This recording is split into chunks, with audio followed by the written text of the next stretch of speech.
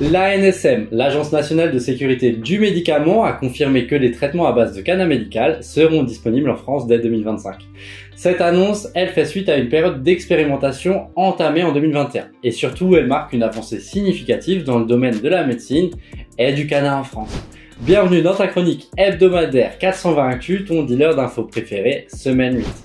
Avant de commencer, notre partenaire de cœur, l'UPCBD, compte toujours sur toi pour signer la pétition en vue de faire modifier les seuils de détection du THC au volant.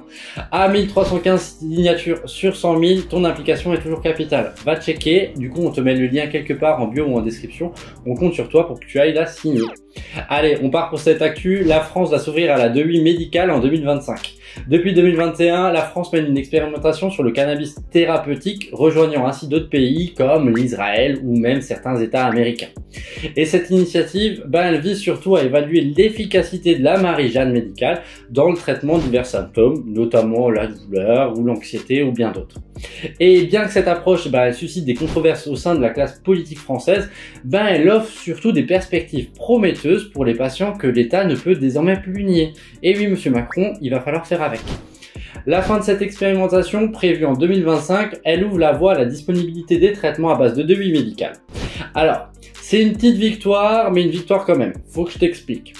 Seuls les laboratoires pharmaceutiques ayant déposé leur inscription à l'essai avant le 27 mars 2024 auront le droit, s'ils obtiennent une autorisation au plus tard au 31 décembre 2024, de commercialiser leurs produits.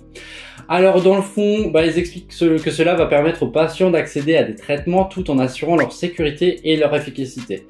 Et là-dessus, on est plutôt d'accord. Mais dans les faits, ça permettra surtout aux gros industriels pharmaceutiques d'augmenter leur emprise et leur lobbying. En gros, ça profitera aux plus riches et surtout, les lobbying et la légalisation, c'est pas trop leur truc, tu vois. Et si tu te poses la question, sache que les médicaments à base de fleurs destinés à l'inhalation, autrement dit... les petits pétous. Ouais, les petits pétous, ils ont totalement été retirés de l'expérimentation, donc pas pris en compte comme médicaments. C'est bien dommage. Mais bon, on peut quand même affirmer à demi-mot que l'annonce de l'ANSM marque une étape importante dans la mise à disposition des médicaments à base d'herbes en France. Une avancée qui témoigne de l'évolution des politiques de santé et surtout qui ouvre vers de nouvelles perspectives pour les patients qui souffrent de divers symptômes.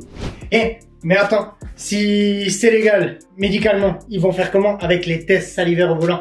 Il va falloir une carte ou... peut-être, ouais. On va commencer par falsifier des cartes comme on faisait avec le test Covid.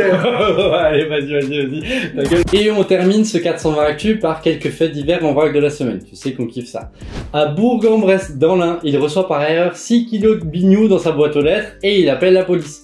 Arrivé d'Espagne, ce beau petit paquet aurait bien été livré à la bonne adresse, mais au mauvais nom. Et manque de peau pour les gendarmes, y a aucun voisin qui porterait cette identité. Alors, pour les gens qui se trompent d'adresse, sachez que j'habite au 22... Merci beaucoup. On récupère les paquets.